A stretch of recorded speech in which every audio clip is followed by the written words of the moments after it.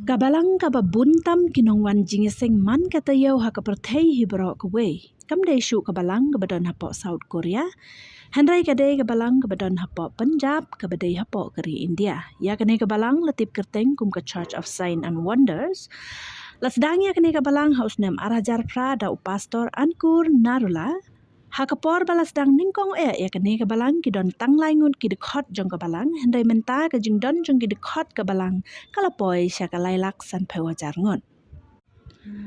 Lakhaya pastor Ankur Narula ha ka yang Hindu baru lahek lasan ru ha ka niam Hindu.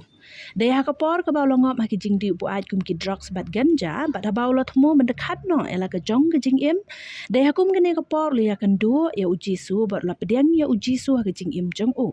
Nadu kata ka khlipman ula kala ka bumut bat ula rai ban IT lut yala de na ka benta uji su. Bat menta ka balang ka ba ula seng ka dei ka wei na ka balang ka beroi sted hadu kata-kata om tang hapo India bat syabar India rukum ju. Kum ha Australia ha Canada ha UK ha Amerika ha New Zealand ha Fiji bat sya ki wei de ki jaka. Ublayu pendan buram ya usyakri jong u ubayalap da ke jing shlur ya ke gospel jong ke jing penim.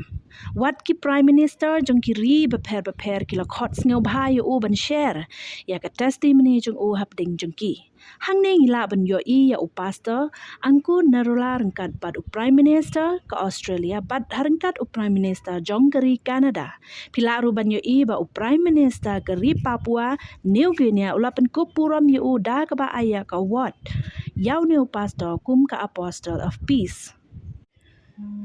Shisha tongin nang yai duai ba ubleu nang sei shu ya ki briu jong u ki banyalap ya ke gospel da ka jing shlur ki briu ki yo man ya ke jing pen em lang ba ka jing yalap uneu pastor ki kamba ki jia bat ka ne kala khring ya ki lailak san pho hajar banwan sha ka jing eseng ka ba uneu pastor ushakri tongin duai kerpang ya ki ministry jong uneu pastor namar ngiteb Usaitan unyele ben pynthut ya ki briu ki ba ubleu pen kubor menyelap ya ke gospel.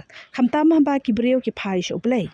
Ngitep usaitan un wadau ben pynthut ya ki jingelap gospel.